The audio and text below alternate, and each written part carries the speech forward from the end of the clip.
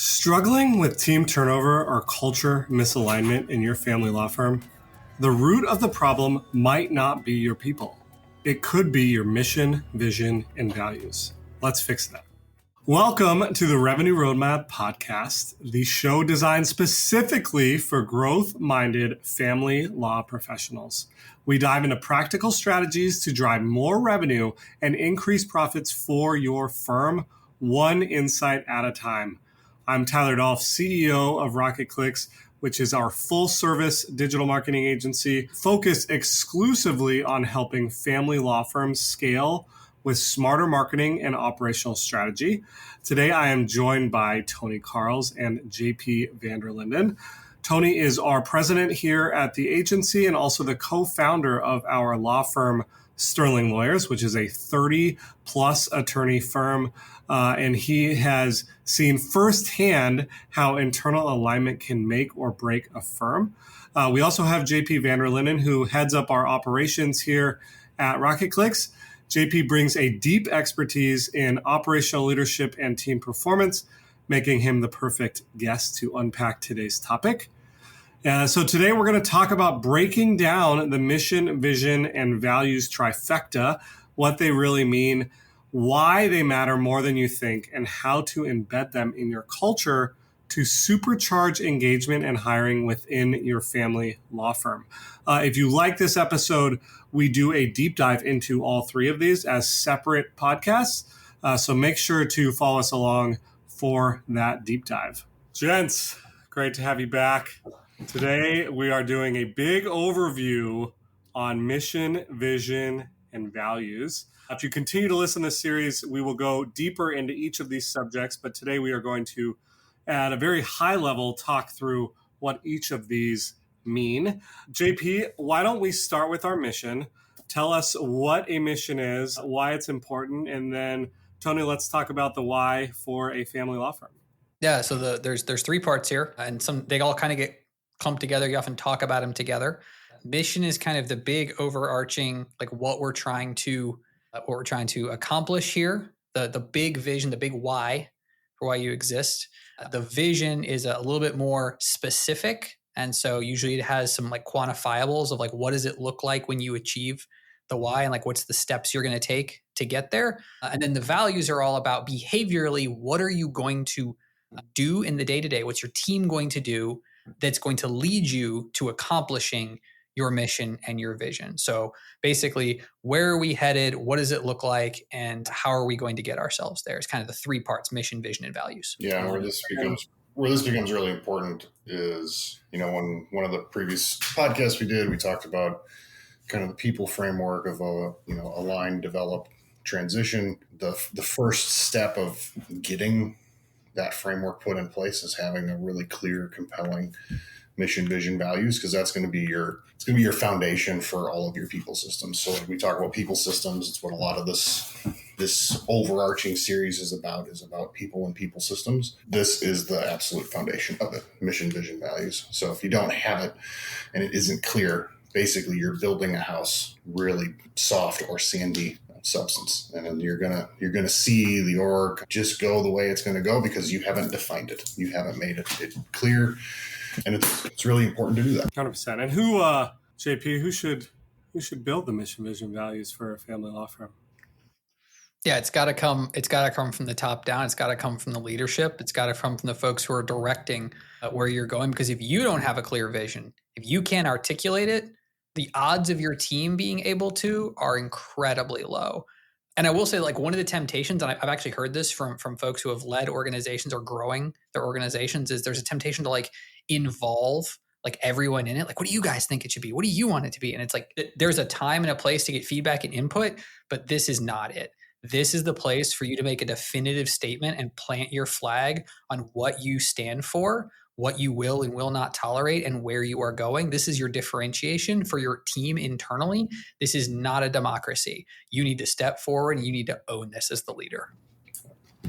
I think I mentioned this on a different podcast, but we internally, both at the agency and not so much at the law firm, but definitely at the agency, tried to crowdsource this and have everyone have a say and a voice. And from personal experience, I will tell you it is not effective, because if everyone has a voice, kind of no one does, and then there's no buy-in. Yeah.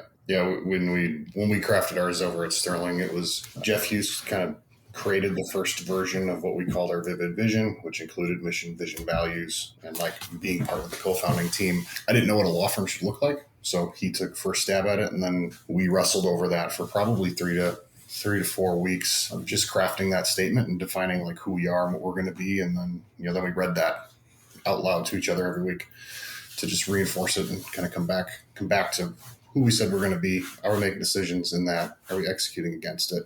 That type of thing. So it's really important. Like this, it seems small and insignificant because it's like, who cares? Like, I'm just supposed to do good legal work. Yeah, that is true. Who are you trying to become, and what are you trying to create? I think it's also very important if you want to grow your business. So we've done the work, and we listened to all of our podcasts and did a deep dive into mission, vision, values. We've created it. Now, JP, how do we use it to engage our team? Yeah, I'd say there's really 2 areas that you're going to think about this. One is that you're going to constantly remind your team on the mission and the vision. I heard a pretty well-known leadership coach say recently that if you're the CEO, you're actually the chief reminder. That's your main thing for the org, and you're constantly reminding everybody of where we're going, because it's so easy to Tony's point to just get down and I'm just going to do good legal work. I'm just going to do the work, right? I'm going to do good plumbing work. I'm going to do good HVAC work. I'm going to do good marketing work, right? I'm just going to do my job. But why am I doing this again? And like, you will feel 100% like I'm blue in the face from saying this. I say it every 20 minutes. I feel like I'm saying it all the time. And right about the time you feel that way, that's your team to be like, oh yeah, I remember that now. So don't get tired of saying it. You're the chief reminder. You need to keep bringing it up and reminding people of where you're going.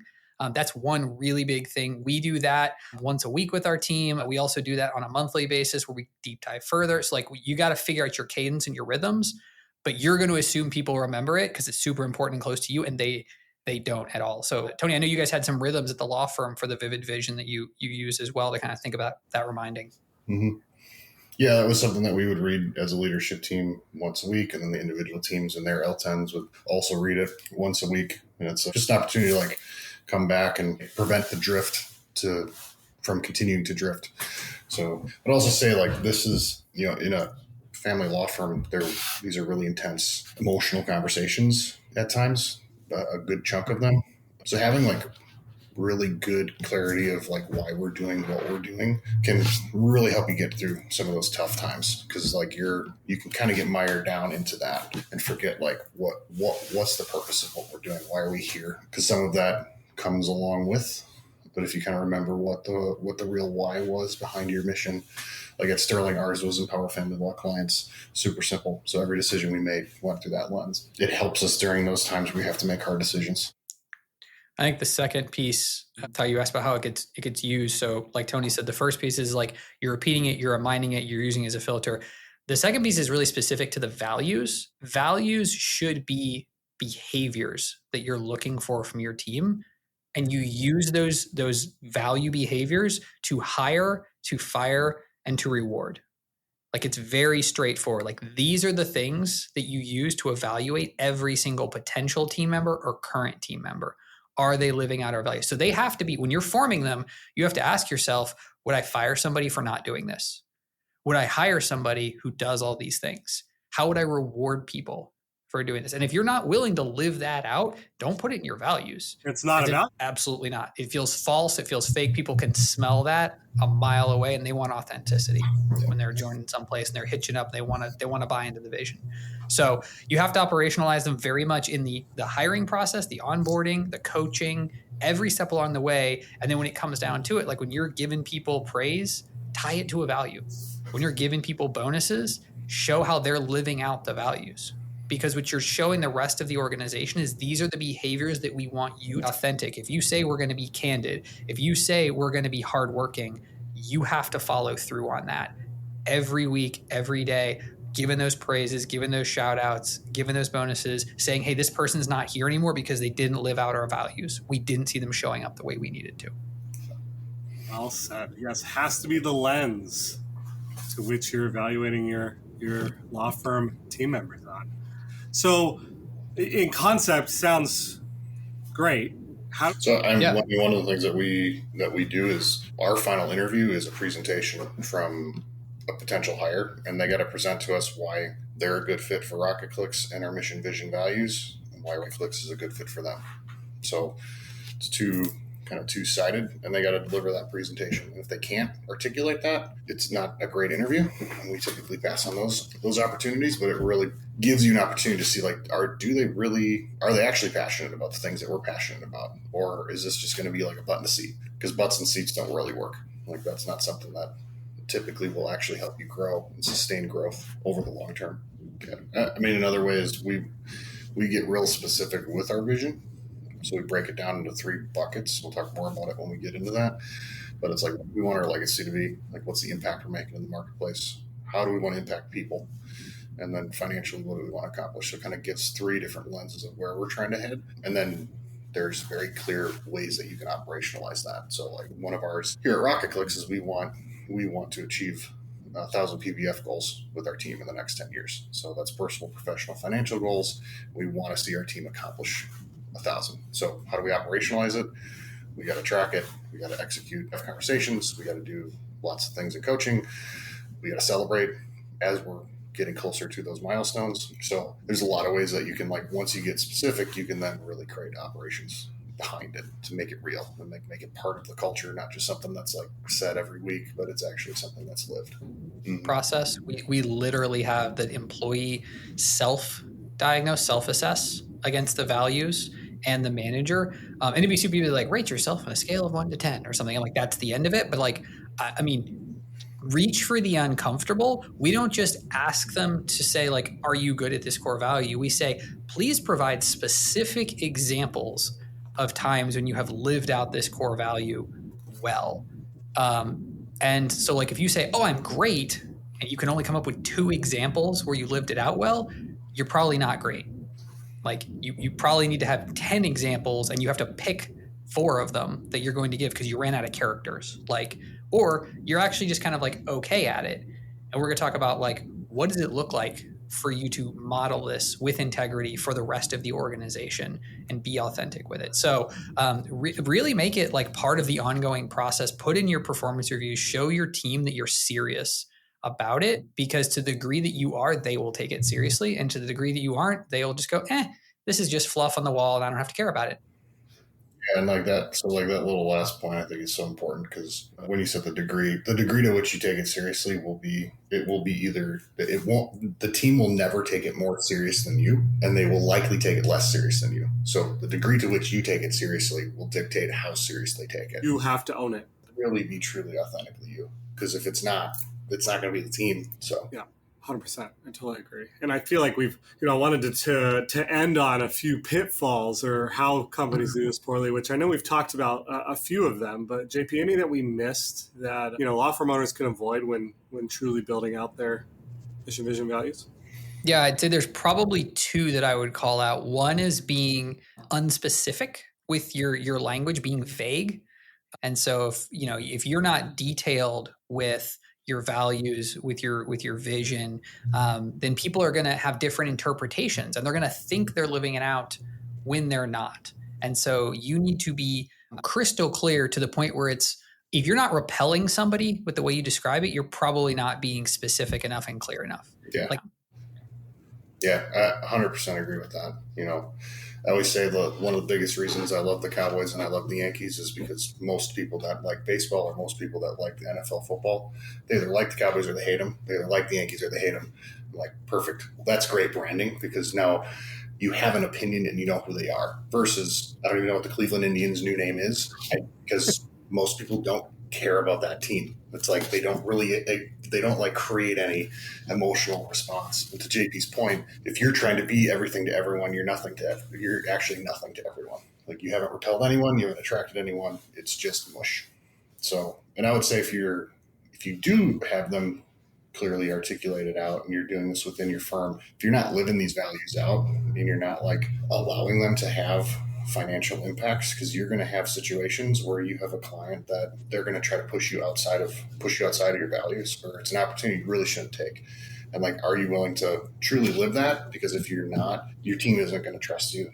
Your team isn't going to actually believe it, because you don't really believe it when the rubber hits the road, because you're willing to violate it for a couple extra bucks. So, well, I can violate it because I don't have time to do it. It's going to be how your team member thinks about it. So, yeah, that leads to my second one that I think we haven't really talked as much about is like, when you go to apply these, if when things are down, you opt for things that you didn't put in your mission, vision, values, you probably didn't accurately represent your desires for the organization well. And so if you're interviewing and you've got somebody who like, you've got kindness as a value, and this person's a jerk, but they're a super skilled, super successful jerk, and you're like, yeah, but they're going to do such good things for the company, and you hire them and you bring them in, it's like, okay, then either kindness isn't actually one of your values or something you didn't list, or you're willing to mortgage those and give those up, in which case you don't really believe in them. And so like, you have to be willing to say no, right? You have to be willing to pass on somebody who's really talented, has a great resume, looks like a great, client, because they violate your values. To be willing to fire clients, to say like, hey, this one isn't a good fit because they treated our team badly and that doesn't align with our values. You'll win so much from that. So much respect from your team. But if you don't follow through on that, you don't apply it in those cases, like, again, people can smell BS all day. And how they trust that any of the other values were right if you're showcasing as the owner, well, they're only right sometimes. I love it. This is great. Appreciate the overview, gents. If you're listening to this and you want to learn more, we are deep diving into each one of these elements: the mission, the vision, and the values. So make sure to stay attuned and listen to our further deep dives. And we will see everyone next time on the Revenue Roadmap. If you liked this podcast on the overview of mission, vision, values, make sure to check out our future episodes where we dive deeper into each individual topic, one on the mission, one on the vision, one on the values. And we also have a great podcast on the employee maturity model, which you can check out here. Thanks, and we'll see you next time on the Revenue Roadmap.